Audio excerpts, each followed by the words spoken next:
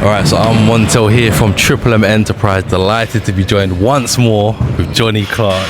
Thank you again. Look, first of all, before we even start, the opportunity for It's Called The Shots, huge. We really do appreciate it, honestly. It was really good for our stream as well. Yeah. Drove a lot of numbers up, I'll be honest with you. Yeah, listen, probably it's all downhill from here.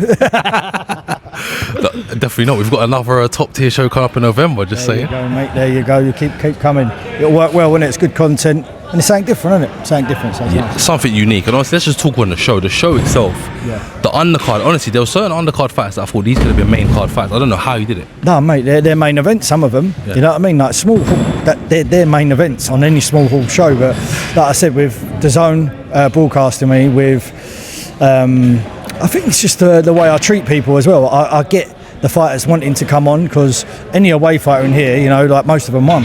You know what I mean? Like when you look on Box Rec tomorrow morning, everyone's going to be blown away by like the amount of away fighters and home fighters. They get treated the same. I spend the same money on them. They get a nice change room. They get the same amount of water. It's like there's no difference.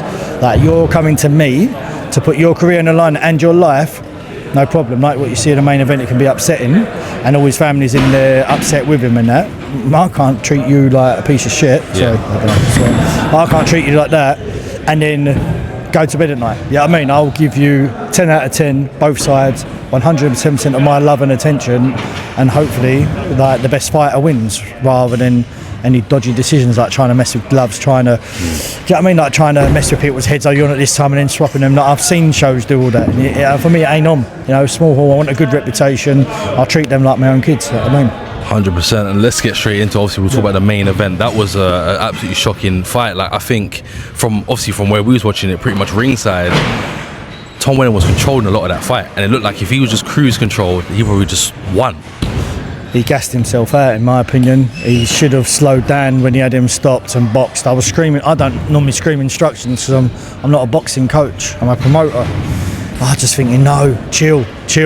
You know, I'm not an expert. I will never claim to be. I'm probably like Frank Smith more than Eddie. But I've telling him to chill on box because when it was clean. It was easy. It was marking him up. Right eye went first, then his left eye was going. And then he went for it, and I was thinking, if you don't finish him, you're in trouble. In my opinion, he got a knock down as well. The ref didn't score it. And then the next couple of rounds, I thought, box, and he boxed well. But then I think he'd overdone it. You know what I mean? And he come up short with a lovely shot. Yeah, and obviously big congratulations to Kevin. A Mexican called Kevin. But honestly, what he did amazing because he was on the back foot for most of the fight, and actually the way he turned it around again. These Mexicans keep upsetting British fighters. John, you got to do something about it. Yeah, no more Mexicans. You're banned. British boxing order control, block them. But let's be honest, Mexican Kevin cried his eyes out there. Tom cried his eyes out. What it meant to someone. So I had the lows now. Like this, and I was nearly in tears with his dad in the change room then. And then I see Kevin walk off with the highs, and they was like, that could have been us, so don't be too upset. And I was like, wow, cheers Dad, because I was feeling a bit rubbish about the whole outcome. You know, you wanted to send him back to Wasserman with a belt. I had zero doubt in me that was going to happen. You know, the odds on that was crazy. I don't ever see the odds like, wasn't even worth putting a pound on it. Do you know what I mean? You get nothing back. So fair play, Kev. No, of course. And then let's talk about the co-main, undefeated versus undefeated. I mean, what a fight that was. I could not split them. So, Josh, Bab, congratulations. Yeah, I mean, the ref was closer than me. But I just thought when one threw a combination, it connected. But then the other one come back with a combination. I thought it was like, if it was a rap battle, it's bar for bar. You know what I mean? And it was like punch for punch. And I just thought, mate, I don't know who won that. At the end of that, who won? I was like, and I did a little look and I knew who won. I was like, I feel sorry for Harvey, you know what I mean? Because he had a lot of fans here and a lot of friends, family from the area that I live, you know what I mean? So, bad do for them in a way, but listen, Josh, he come all this way, he brought a little bit of support with him and he put it on the line. He asked for the fight and he got the fight and he got the belt, so congratulations. No, of course. So what is next for Harvey? Obviously, look, it's an undefeated fight, but at the same time, he showed a lot of fighting spirit in there. He didn't seem like a guy that wanted to quit at all. Yeah. So people probably won't want to fight Harvey before, the same as Tom. Yeah, but now they will, and now they'll get them fights. So this goes Southern area for both of them. Rebuild, Southern area, English, British titles. That fight should be rematched for the British title down the line. Not for the English, make it for the British. 100% deserve it. Yeah, no, definitely. And again, we always spoke about a lot of the fights on the card, but it's just, again, I don't know how you set up 5 title fights. I call it Super Sunday. I know you call it Small Hall, but I don't know how you did it. Super series of small hall boxing on a Sunday. I'm coining that. Yeah, it's to be honest with you, the ambition was to do that, and I knew my first show you can't have a title on. It's a second show you can't have a title either, but I've done a joint promotion with someone to get it on, and then first show on you could, and that's all I wanted to do. All I wanted to make was title fights. I don't like journeyman fighting on the show. I'll be honest with you, that's terrible to say. They've saved my show, they've saved fighters for me, like they've come in and helped Ursu when everyone pulled out on him. So they're key to the sport. But my brand, I just want 50-50 fights, and with that, you have to deliver something, and that's main event on the zone or co-main, or even being on the zone, and then on top of that, a belt on the line. You know what I mean? So once I get a fight agreed, I said, leave it with me. This is the cost at the moment, and if I get the belts, I'll send you another cost. And we managed to get it all sorted, thankfully. That's something I want to talk about on the stream. Obviously, we you text about this last night, but how close the show was to not even going ahead. I mean, the work that you put in behind the scenes needs to be recognised, honestly. Well, I'm looking at it there, right? It's got the scissor lift there. But I think if that goes up, mate, I don't think it comes down, so be careful. That was stuck where we're standing now, up in the rafters, where it couldn't be moved left or right, because it was stuck, and you couldn't push it because there was all the wires and all the metal up there was in the way, basically.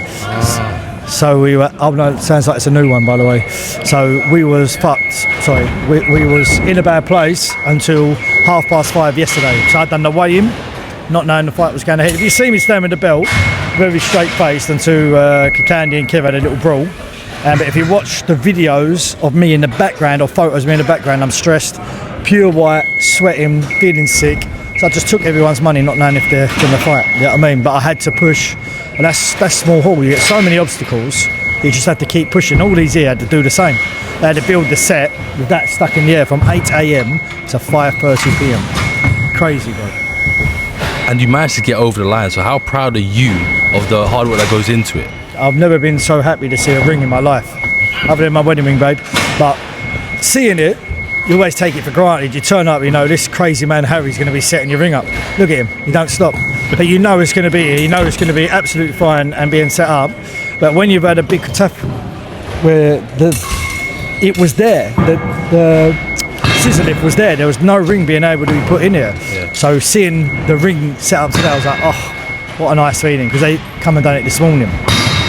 So I left here last night, the whole venue set up other than that. And then actually the venue uploaded a video because they're so proud of the setup, and there was no ring there, and I was like, oh my God. So I left my house an hour early, come here and they're setting the ring up. There's no video. And let's talk about November, because obviously you got another show coming up then. This one's in York Hall. Yeah. Let's hope it's a smoother setup, but what have we got in store for that? Don't need a scissor lift there, so we're sweet. Well, main event is Konstantin Ursu versus Ryan Amos for the Commonwealth title. Co-main event is Yaz Elgaino versus Michael E. Belton for the English title, and it's a British and Commonwealth eliminator. Who else has got in the card? We've got a debut from Amir Yakubu, which I'm really looking forward to. Spars all the top boys, so it's going to be very hard to match. Arjun Bassi will be back on that one. Maybe Elizabeth Ashoba, I think, is coming. She needs an 8-round fight before she fights for a title. Who else is on there? And I think after this show I had to sit down with a couple of them and see what was happening. So massive show, and then December the 7th back here, week after. Yeah, back-to-back shows. No idea how I'm going to do it. Do you even have a name for anyone that's going to be on that show at all? Well, there was a couple of people here calling each other out, so you never know who's going to be on that. I'm willing to do that if they're willing to do it, and the managers. That will be Archie Sharp and Mitchell Smith. Great fight. 2 people I've been a fan of, 2 people I bought tickets to watch in the past. You know, I miss watching old curly-haired Archie Sharp. He was lethal, mate. You know what I mean? And obviously, I'm a West Ham fan, and Mitchell Smith, isn't it? So, madness. So I'll be partial on that one as well, lads. 50-50, obviously. But let's have a look. They've got a fight at the end of the month on TM14 Nielsen show. So we'll see what they do. Maybe they might try and get the fight. I don't know, but I like to see it on the zone. I think they would too. Yeah. And I won't keep you too long, because obviously you've been here for so long, but just some final words about what this type of show means to you and how proud you are again of the show. Well, I'll finish it with a rant about small hall boxing. Yeah. So small hall boxing, you can clip this, yeah. Wait, we'll go again. But it's small hall boxing. What it is see all the fighters and that they come and they fight on ticket deals. They don't earn mega money. Yeah, you know I mean, they'd have earned more money if they were paid £500 a round. Yeah. By a big promoter. Yeah. But what they do is they come on here, they give me their career, and they give me the opportunity to promote them and push them. So I media train them, and I give them a good fight, and I give them a title. You know, but that is growing boxing for the boxers, yeah. But what you don't know is, or most people might not know, is small hall boxing crowd is your nan, you know, your aunt, your co-workers. Some people that might want to see you smashed up that live down your road that don't really like you, your cousins that never been boxing before. So not only are we growing the boxers, we're growing the sporting fans as well for boxing. It's massive, you know, like my mum and dad are now boxing fans. They're always here, they want front row, they're pestering me for it, do you know what I mean? And I'm seeing like all Harvey Smith family from around my way, never been boxing, now they're boxing fans, you know. So I think Top Tier is growing the sport in a way, one for the boxers and two for the fans, and we're giving that small hall feel a big push. So when they go on to bigger shows, or the family might want to go and watch Anthony Joshua, they might not even like Anthony Joshua and all that type of boxing. They only come here because their cousin's fighting or their family member, work colleague. So we're growing boxing in a whole all around. Brilliant way to finish it, and again, thank you so much for the opportunity of Call the Shots. Really appreciate it. Yep, look forward to seeing you again soon.